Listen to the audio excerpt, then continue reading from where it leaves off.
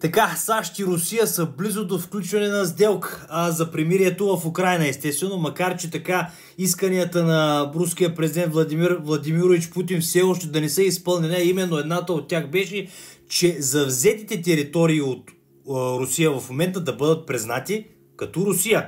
Но, естествено, ще следим ситуацията. Русия и Съединените американски щати са близо до сключване на сделка за примирие в Украйна, обяви американският президент Доналд Тръмп и специалният пратенец Стив Утков, който беше на посещение в Москва в петък.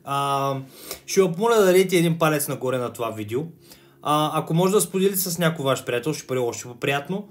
И за тези, които не са абонирали канала, нека да го направят. Остават детайли за договаряне, става ясно от изявлението от Вашингтон. От Москва потвърдиха, че има воля за постигане на сделка, но не може да се постави срок за успешния резултат. На фона на продължаващи преговори Русия и Украйна продължават размяната на удари. Киев удари с над 100 дрона, граничещия с Украйна руски регион Курск.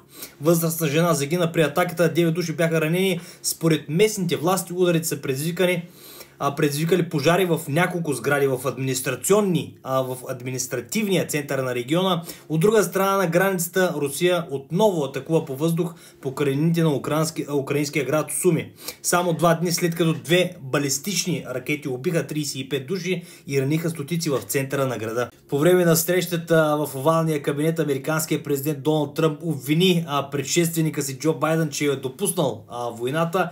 Тя не трябваше да се допуска. Байден трябваше да я спре. Погледнете Путин. Не казвам, че някой е ангел, но ще ви кажа. Изкарах 4 години и това дори не беше въпрос. Той никога нямаше да го направи. Зеленски също носи вина, добави Тръмп. Когато започваш война, трябва да знаеш, че можеш да я спечелиш, нали? Не я започва срещу някого, който е 20 пъти по-голям от теб, и след това да се надяваш, че хората ще те дадат някакви ракети. Острата риторика на Тръмп срещу Зеленски идва на фона на все повече сигнали, че скоро предстои постигане на сделка между Вашингтон и Москва. Детайли разкрива специалният пратеник на Тръмп Стив Утков. В интервю за Fox News той заяви, че става въпрос за така наречените 5 територии, без да назовава пряко анексирания полуостров Крим и частично окупираните Донецк, Луганск,